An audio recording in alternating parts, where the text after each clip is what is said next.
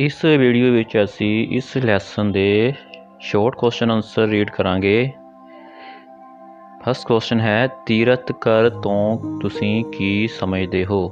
मतलब कि तीरथ कर की हुंदा सी। देखो जैन आचार्यां नूं तीरथ कर कहा जांदा सी। जैन आचार्य मतलब जैनियां दे जिहड़े गुरु हुंदे सी उन्हां नूं तीरथ कर कहा जांदा सी। इस तो भाव है कि संसार दे भव सागर तो पार करने वाला गुरु। तीरथ कर दा मतलब की है कि संसार दा जिहड़ा भव सागर है उस तों पार कराउण वाला जिहड़ा गुरु आ उसनूं तीरथ कर कहा जांदा है। जैन धर्म दे कुल 24 तीर्थकर होए हन। जिहड़े जैन धर्म दे कुल 24 तीर्थकर हैं। देखो पहले तीर्थकर का नाम ऋषभदेव सी। जिहड़ा पहला सब तो तीर्थकर होया वह ऋषभदेव सी। 23वां तीर्थकर पार्श्वनाथ सी। जिहड़ा 23वां सी पार्श्वनाथ सी वह स्वामी महावीर के जन्म तो 250 वरे पहला होए। मतलब कि वह स्वामी जिहड़े महावीर सी उन्हां दे जन्म तो 250 साल पहला होए सी। देखो 24वें तीर्थकर स्वामी महावीर सन। जिहड़े 24वें तीर्थकर सी वह स्वामी महावीर सी। उन्हां नूं ही जैन धर्म का असली संस्थापक मन्निया जाता है। मतलब कि 24वें तीर्थकर स्वामी महावीर होए आ उन्हां नूं ही जैन धर्म का असली संस्थापक मन्निया जाता है। देखो उन्हां दे समय ही जैन धर्म का बहुत तेजी नाल प्रचार अते विकास होया। क्योंकि जिहड़े स्वामी महावीर सी उन्हां दे समय ही जिहड़ा जैन धर्म आ काफ़ी विकसित होया। जैन धर्म का काफ़ी प्रचार होया ते विकास होया। इस करके उन्हां नूं ही असली संस्थापक मन्निया जांदा जैन धर्म दे। इस प्रकार तीरथ कर तो भाव जैन धर्म के गुरुआं तो है। मतलब कि जैन धर्म विच 24 तीर्थकर होए हन। पहले तीर्थकर ऋषभदेव सन, 23वें पार्श्वनाथ अते 24वें स्वामी महावीर। मतलब कि स्वामी महावीर नूं ही जैन धर्म का असली संस्थापक मन्निया जाता। क्योंकि स्वामी महावीर के समय ही जैन धर्म ने चंगी तरक्की अते विकास किया। इस करके उन्हां नूं ही असली जैन धर्म का संस्थापक मन्निया जाता है।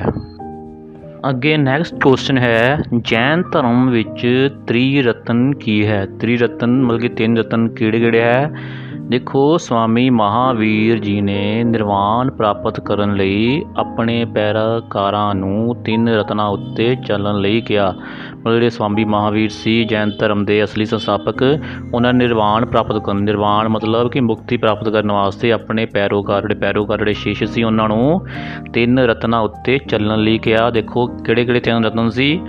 ये 3 रत्न सन सच्ची शरधा, सच्चा ज्ञान अते सच्चा आचरण।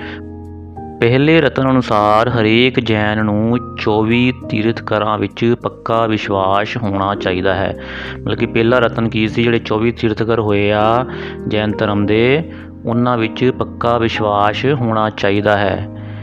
दूजे रतन अनुसार उन्हां नूं तीर्थकरां राही दिते गए उपदेशों तो सच्चा ज्ञान हासिल करना चाहिए है अते फजूल दे रीति रिवाजां विच विश्वास नहीं रखना चाहिए।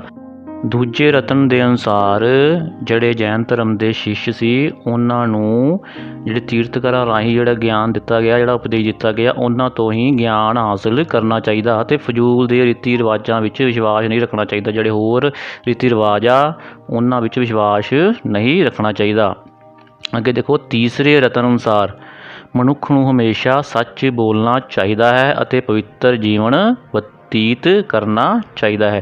देखो तीसरा रतन सी जड़ा सच्चा आचरण। मतलब इसके अनुसार जिहड़े जैन धर्म के शिष्य सी जैन धर्म के पैरोकार सी उन्हां नूं हमेशा सच बोलना चाहिए ते पवित्र जीवन व्यतीत करना चाहिए है। अगे देखो इन्हां विचों किसी एक दी अणहोद मनुख नूं उसदी मंजिल तक नहीं पहुँचा सकती। कहण दा भाव कि जे तुसी इन्हां 3 रत्नां विचों एक भी रतन नूं नहीं अपनाने तां तुहानूं मंजिल की प्राप्ति नहीं हो सकती। मतलब कि निर्वाण की प्राप्ति नहीं हो सकती, मुक्ति प्राप्त नहीं हो सकती।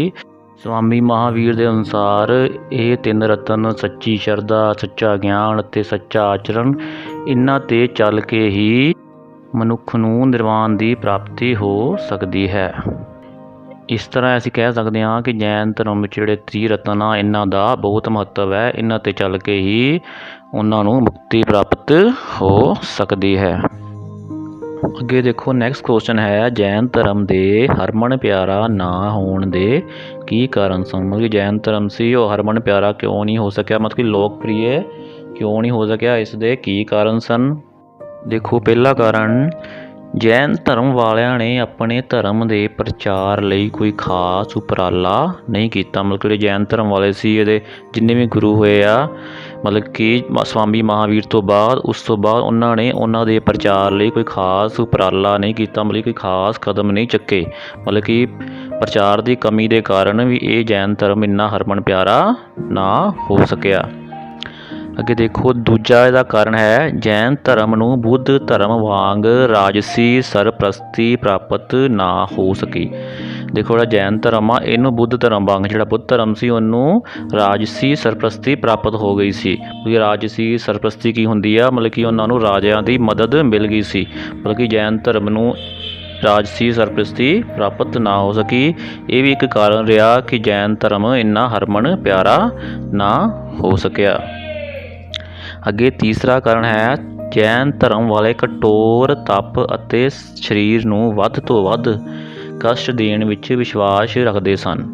ਸਧਾਰਨ ਲੋਕਾਂ ਲਈ ਇਹਨਾਂ ਨਿਯਮਾਂ ਦੀ ਪਾਲਣਾ ਕਰਨੀ ਬੜੀ ਔਖੀ ਸੀ। ਮਤਲਬ ਜਿਹੜੇ ਜੈਨ ਧਰਮ ਵਾਲੇ ਸੀ, ਮਤਲਬ ਕਿ ਉਹਨਾਂ ਦੇ ਸਿਧਾਂਤ ਸੀ ਕਠੋਰ ਤਪ ਕਰਨਾ, ਸਰੀਰ ਨੂੰ ਵੱਧ ਤੋਂ ਵੱਧ ਕਸ਼ਟ ਦੇਣੇ। ਮਤਲਬ ਕਿ ਇਸ ਗੱਲ ਵਿੱਚ ਵਿਸ਼ਵਾਸ ਰੱਖਦੇ ਸੀ ਕਿ ਇਸ ਤਰ੍ਹਾਂ ਕਰਨ ਨਾਲ ਹੀ ਮੁਕਤੀ ਪ੍ਰਾਪਤ ਹੋ ਸਕਦੀ ਆ। ਪਰ ਜਿਹੜੇ ਸਧਾਰਨ ਲੋਕਾਂ ਲਈ ਇਹਨਾਂ ਨਿਯਮਾਂ ਦੀ ਪਾਲਣਾ ਕਰਨੀ ਬੜੀ ਔਖੀ ਸੀ। ਮਤਲਬ ਕਿ ਸਧਾਰਨ ਲੋਕੀ ਇਹਨਾਂ ਨਿਯਮਾਂ ਨੂੰ ਨਹੀਂ ਅਪਣਾ ਸਕਦੇ ਸਨ। ਇੱਕ ਇਹ ਵੀ ਕਾਰਨ ਰਿਹਾ, ਜਿਹੜੇ ਜੈਨ ਧਰਮ ਦੇ ਕਠੋਰ ਸਿਧਾਂਤ ਸੀ ਇਹ ਵੀ ਇਸ ਦੇ ਹਰਮਨ ਪਿਆਰਾ ਨਾ ਹੋਣ ਦੇ ਕਾਰਨ ਬਣੇ। ਮਤਲਬ ਜਿਹੜੇ ਸਿਧਾਂਤ ਵੀ ਸੀ ਇਸ ਕਾਰਨ ਵੀ ਲੋਕੀ ਜੈਨ ਧਰਮ ਤੋਂ ਵਿਮੁਖ ਹੁੰਦੇ ਗਏ।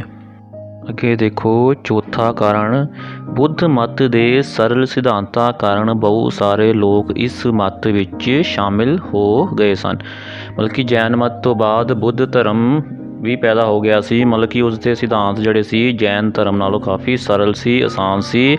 ਇਸ ਕਾਰਨ ਕਾਫੀ ਲੋਕ ਬੁੱਧ ਧਰਮ ਵਿੱਚ ਸ਼ਾਮਿਲ ਹੋਣੇ ਸ਼ੁਰੂ ਹੋ ਗਏ ਸਨ। ਇਸ ਤਰ੍ਹਾਂ ਬੁੱਧ ਧਰਮ ਦੇ ਸਰਲ ਸਿਧਾਂਤਾਂ ਦੇ ਕਾਰਨ ਵੀ ਜਿਹੜਾ ਜੈਨ ਧਰਮ ਹਰਮਨ ਪਿਆਰਾ ਨਾ ਹੋ ਸਕਿਆ, ਕਿਉਂਕਿ ਜਿਹੜੇ ਜੈਨ ਧਰਮ ਦੇ ਸਿਧਾਂਤ ਸੀ ਉਹ ਬੜੇ ਕਠੋਰ ਸੀ।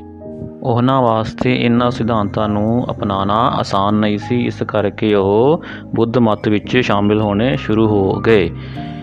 ਇਸ ਪ੍ਰਕਾਰ ਅਸੀਂ ਦੇਖਦੇ ਹਾਂ ਕਿ ਆਹ ਕੁਛ ਕਾਰਨ ਸੀ ਜਿਨ੍ਹਾਂ ਕਾਰਨਾਂ ਕਰਕੇ ਜੈਨ ਧਰਮ ਇੰਨਾ ਹਰਮਨ ਪਿਆਰਾ ਨਾ ਹੋ ਸਕਿਆ।